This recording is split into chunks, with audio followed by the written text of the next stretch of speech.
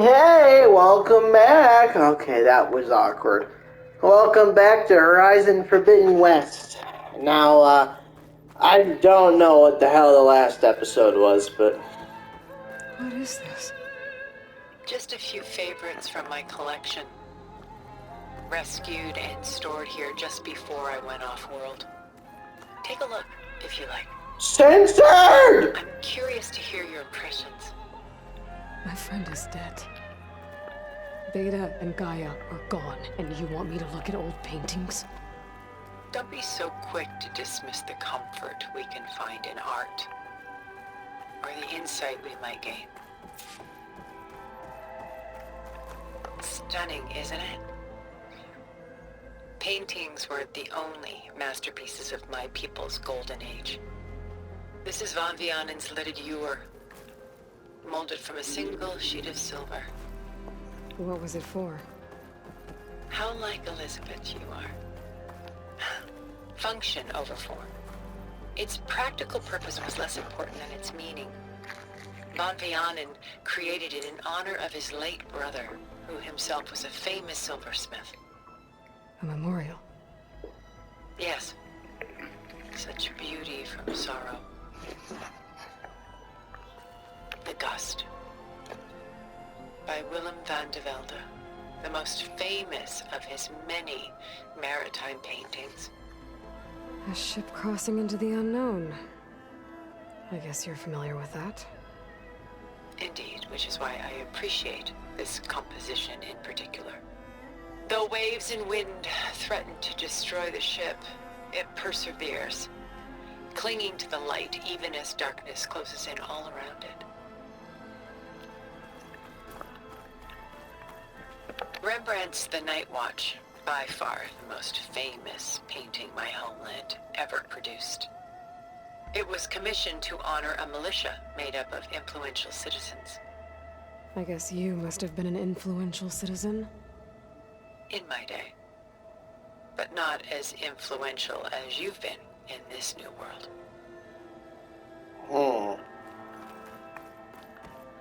A portrait of the painter, Rembrandt's son Titus, depicted in the habit of a monk. I don't get it. Why would someone like you, with infinite resources, care about this painting of a boy in a hood? It's not the image itself, but the feeling it conveys. The face is bright and defined, but his eyes are downcast, heavy with misfortune. And the background seems to swallow all light. The painting is infused with a sense of loss. I guess I understand how the painter feels.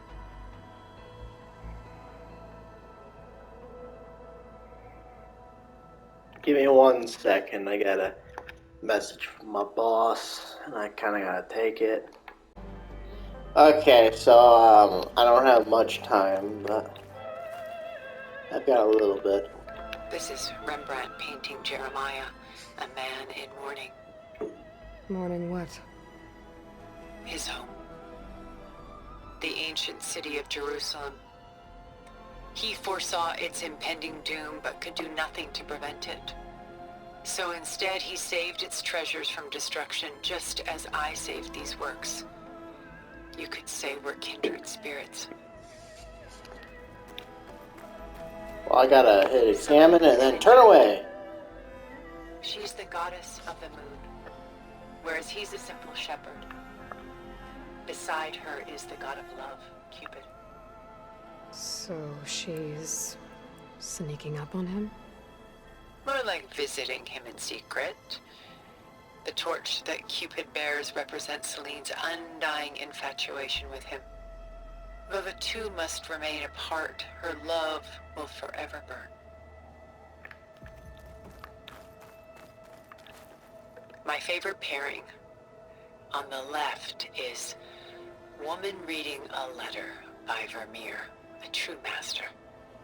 And on the right is a forgery, woman reading music, which fooled experts into believing it was a priceless original.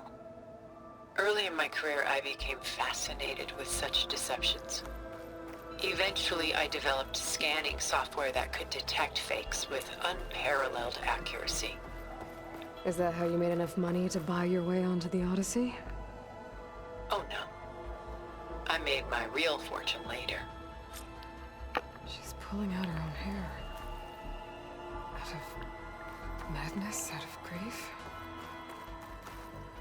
It's hard to watch her suffer. A lot of weight on his shoulders. I know the feeling.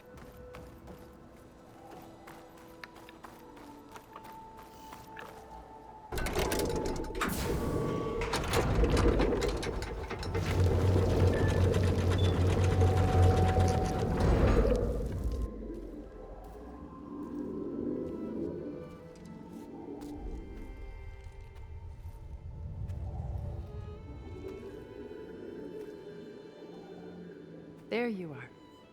Feeling better? How did you find us? At the cauldron?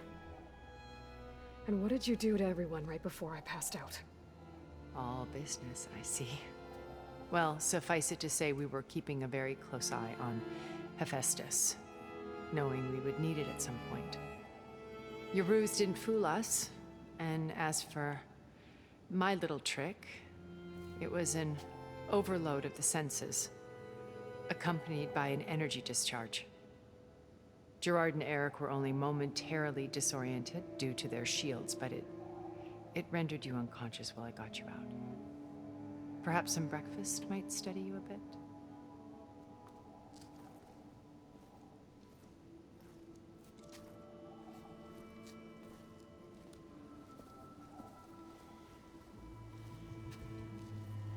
This was your house.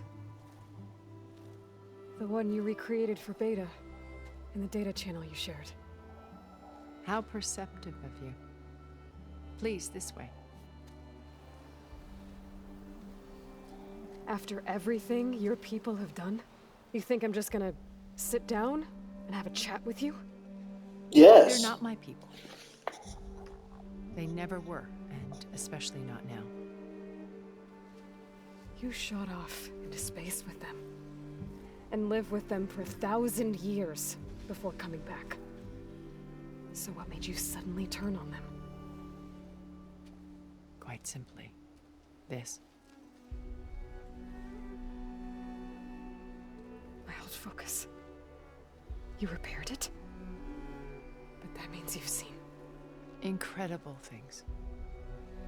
What you've accomplished in 2 decades of life.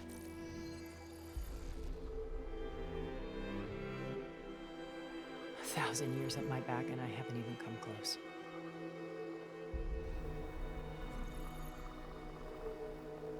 I'm sorry if I invaded your privacy, but I had to. In order to understand. To be enlightened. You truly are Elizabeth's blood. With her drive, her sense of mission,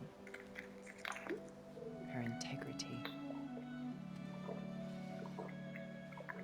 Watching all this shamed me for the company that I've kept. Having seen it, all I want is to help you. Even if it means stopping your friends? Especially so. Please, sit down.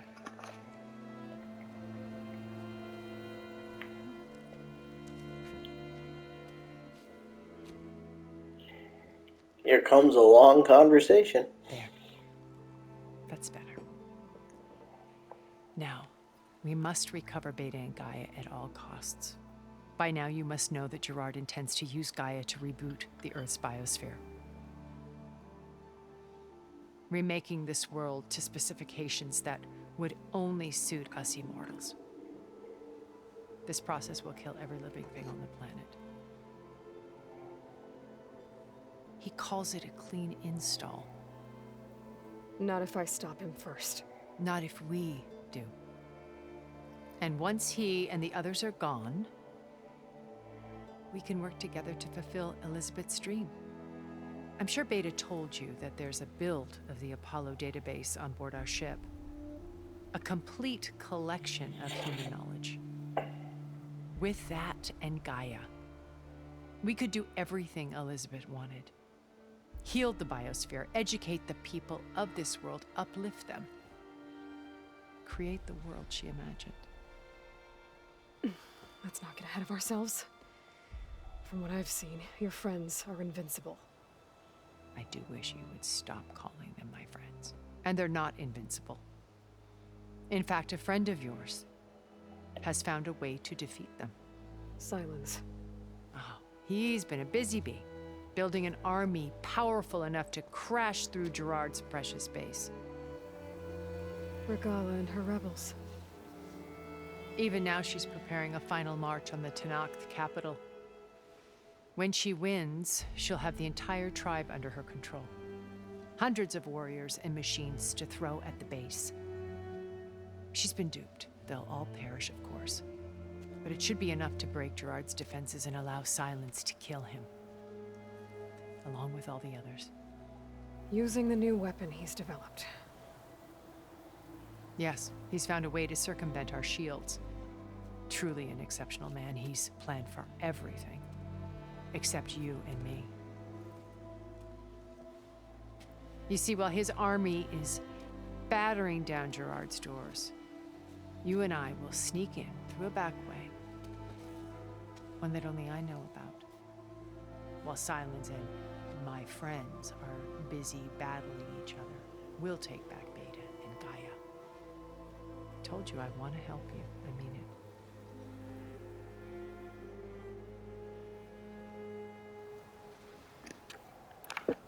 My old focus.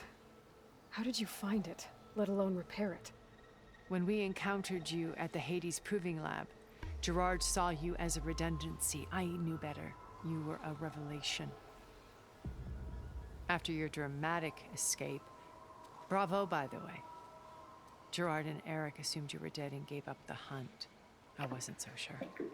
When the others were busy, I returned to the lab and searched for any trace of you. That's when I found this little treasure. Not easy to repair, but certainly worth the effort. As I watched your life unfold, you were like a splash of color on a worn canvas. What Liz was, and more. Did you show it to the others? Of course not. It was your actions that inspired me to defy them. It's worth noting that if I hadn't found it and watched its contents, I wouldn't have known to save you at the cauldron. You'd be dead. So I should be grateful? If you like.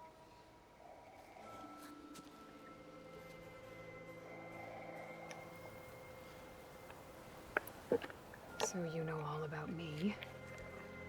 What about you? What would you like to know? Huh? Start with your life on Earth. When I was 8, terrorists flooded my home city. Thousands drowned, my parents included. I was one of the few who survived. My guardian sent me to boarding school. Among my peers, I was the strange girl, the orphan to be avoided. All because of circumstances beyond my control. Oh. So we're a lot alike, huh? Aren't we? You were an outcast.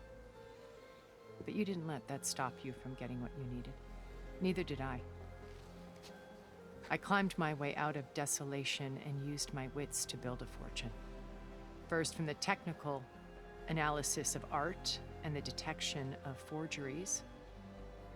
Profitable expertise in those days. But as it turned out, the software I developed was even more useful for counterintelligence. From there, it was only a short step to gathering extremely valuable intelligence on my own. You were a spy? More like a service one could turn to for information. I had to remain anonymous, of course, to protect my privacy. But despite that anonymity, Far Zenith inevitably sought me out.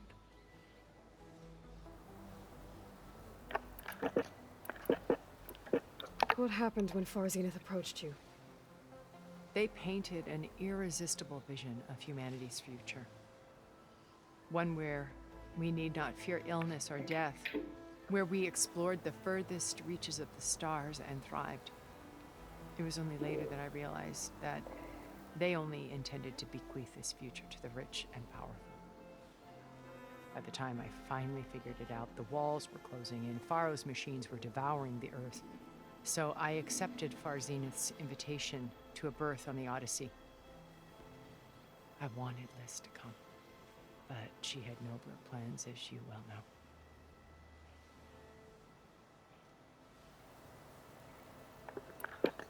So you didn't know the other Zeniths were monsters until it was too late? I knew some of them were, certainly. It wasn't until we were off-planet that I understood the true scope of their greed. I was grateful to simply be alive, but the others became obsessed with a kind of effortless immortality. They built a colony where machines serviced their every need, where any memory or fantasy could be endlessly savored in virtual reality. It wasn't life. It was stultifying, a pampered dream state. As the decades passed, I withdrew more and more, alone yet again, but this time with eons to consider my mistakes. Now finally, having met you, I feel like I have a second chance. To do what? Help you, of course. To fulfill Liz's dream, which isn't so different from Far Zenith's original vision. A better future for humanity.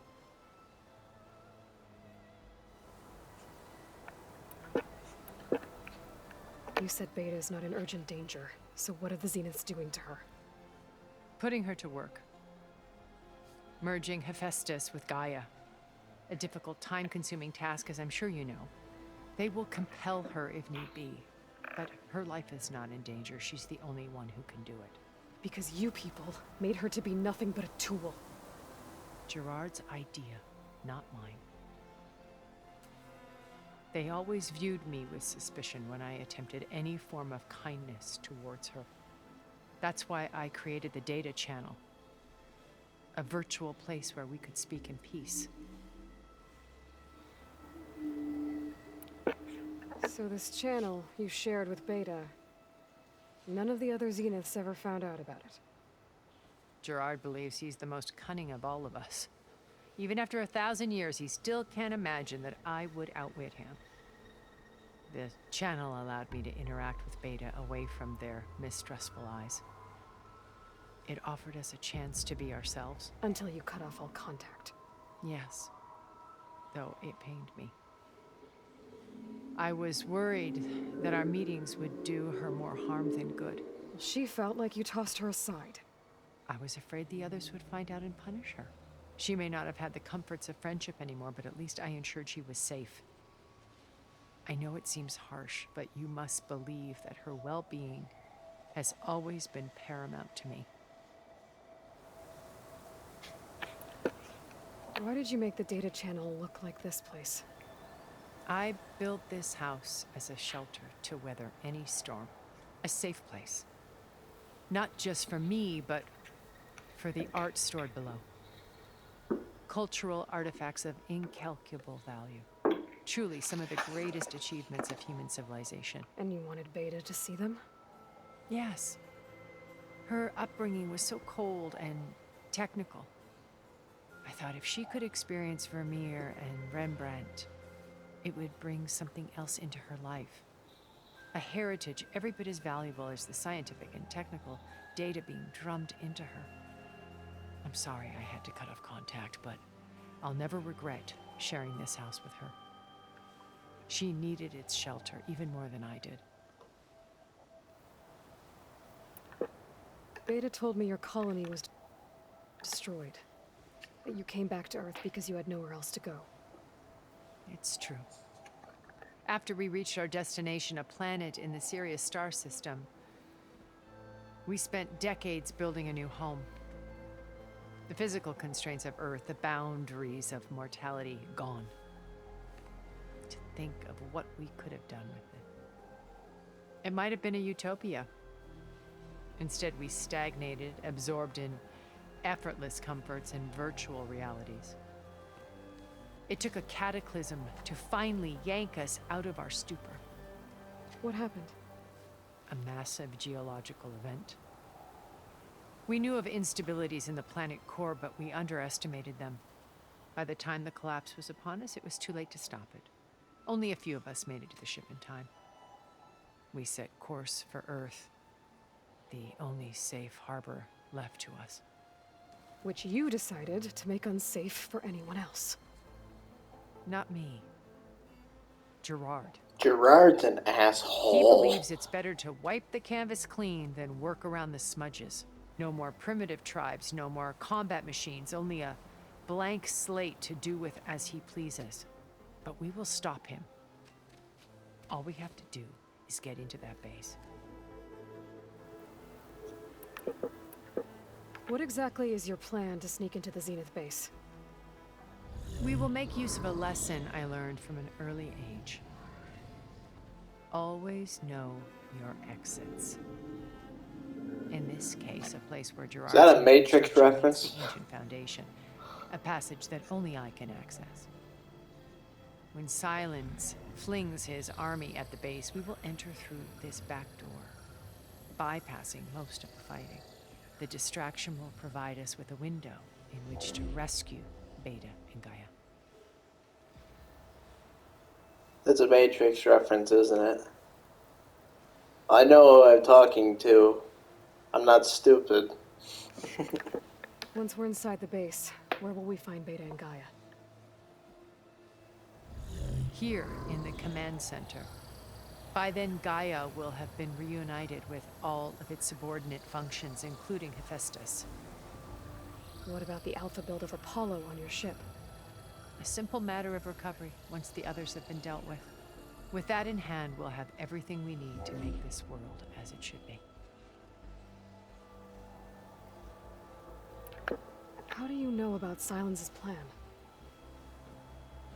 He isn't the only one adept at spyware. You hacked his focus? No, he's too careful for that. But his subordinates? Not so much. He gave additional focuses to the tribals he branded the Sons of Prometheus. By tapping them, I learned about most of his dealings. The distribution of override technology, the arming of Tanakh rebels, and the secret pact with Regala to attack Gerard's base. But how did he come up with a weapon that can take down your shields? That's the one thing I haven't been able to figure out, but however he did it, I'm quite certain it will work. With it and the Tanakh army, victory seems to be within his grasp. Such a shame he'll be disappointed. Regala's only interested in killing Hikaru and waging war on the Karja. What does she have to gain by attacking Zeniths? It's the price she must pay for her war. Without the ability to override machines, her little rebellion would have languished in the desert. So she trades with the Sons of Prometheus. Machines to help her overthrow Hikaru. In exchange for an assault on the base. Pride has deluded her into thinking she can actually survive such a battle. And all without ever knowing who the Sons of Prometheus really answer to. Yet for all of Silence's brilliance, still he underestimates you. That blind spot is what will allow us to take Beta and Gaia right out from under him. While hundreds of Tanakh are cut down outside. So you knew Elizabeth. What was she like? Liz was everything she was. I see in you. And more. Your ingenuity, your determination, your moral compass. You've managed to distill her greatest qualities and make them your own. I'm not asking about me. Tell me about Elizabeth. What was she really like? The honest answer is that I don't actually know. For all the time that I spent with her, she always kept a part of herself locked away. It was like that from the moment we met.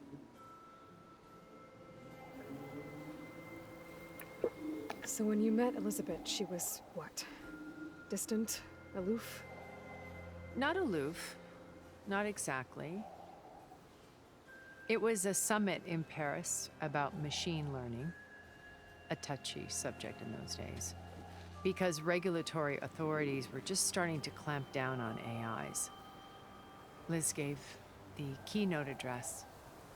She had already achieved great renown for her work in automated environmental reclamation. But in her address, she was just starting to imagine the next step. An AI-driven system that wouldn't just act on its programming, but actually take responsibility for its sphere of influence.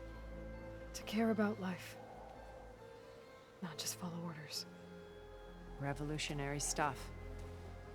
I was fascinated. And I wanted to meet her for a long time. I watched her after her talk. She had spoken with such moral authority, such empathy. But after that, she retreated. I could tell she felt uncomfortable with all of her admirers. It was as if giving the talk had cost her something.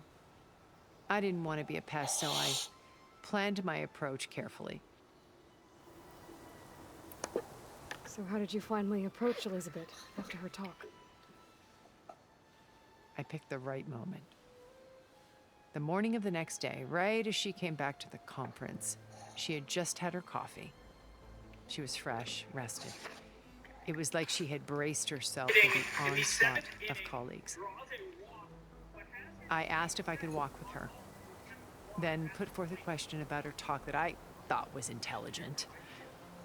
Her answer made me realize it wasn't, but she was very welcoming.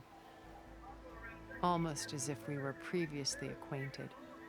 It was only halfway through the conversation that I realized she knew exactly who I was. It was quite a shock to me. My business was trafficking in secrets, and I took great pains to protect my anonymity. So that was Liz, perpetually one step ahead. I came to view our meeting as a metaphor for our friendship. She always seemed to know me far better than I knew her. I guess I know the feeling.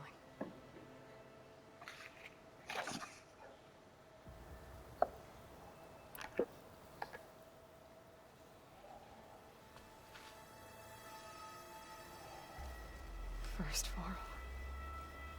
Now Hikaru and the Tenakth. Your plan would wipe out an entire tribe. There has to be another way. We are in an admittedly desperate situation, but I assure you there isn't. Remember Zero Dawn. Elizabeth's sacrifice. Sometimes many have to die for a new world to grow. If it looks impossible, look deeper. Wait. The data channel.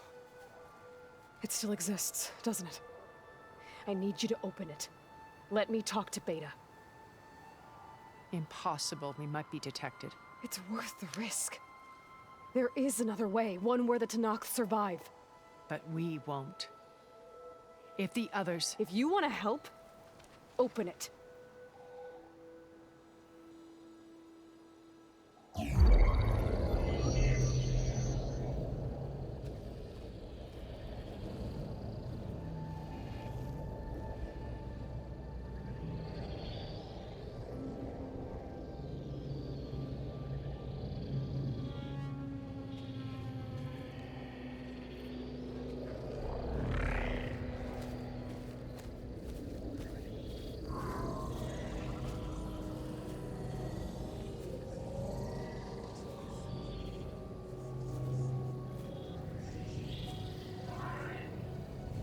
What are they doing to her? Virtual reality dissociation. The manual merge of Hephaestus will take hours upon hours of tedious micromanagement. If she resists the work, they run simulations to induce feelings of isolation and despair. Beta, can you hear me? You're alive. They're watching me. I can't hold up this extra protection for long. You should have killed me. No. No, look at me. I'm coming for you. I promise. Okay? I just need you to hold out a little while longer and work on the merge.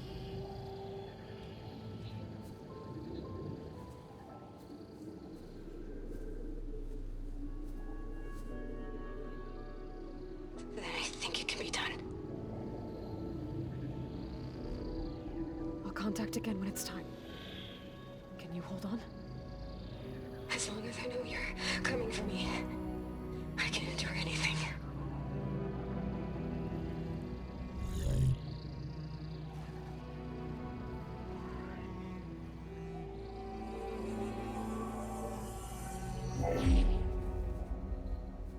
All right. I did as you asked. Now I think you need to tell me what you're planning. I'm going to take Silent's army away. I don't need it. Only the weapon he made to penetrate your shields. And how do you propose to get it? Ask him nicely? Without Regala and her rebels, he won't have a choice. We'll be his only option. Only option for what? What did you tell her? That is between me and my sister. What? Will be Silent's only option for crashing that base. I'll tell you the rest later. But first, there are a couple of things I have to do. Oh. And what are those? Lay my friend to rest. And then I'm going to use the override that Beta gave me at Gemini to put an end to Regala's rebellion. From the air. Wait. Since you insist on doing things your way, I know of something that will truly help you make a grand entrance with the Tenat. The ancient Horus Titans still possess electromagnetic energy cells as part of their arsenal. Drop one of those on Regala's army and they'll receive quite a surprise.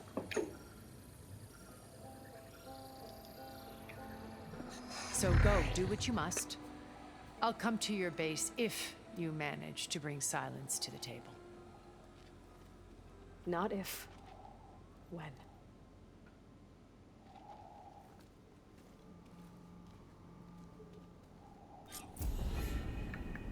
Erend, are you there? Aloy! Aloy, is that really you? Yeah, it's me. Where's everyone else? We're all... we're back at base. What happened? It might be easier to explain in person. I'll try to join you there when I can. Okay. We'll wait here for you. It's good to hear your voice, Aloy.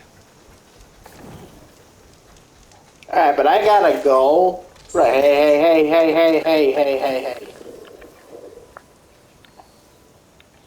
Okay, anyways, what was I saying? I gotta go. I actually really have to go right now, so I'm gonna end this one here. At least advance a little bit. Got a new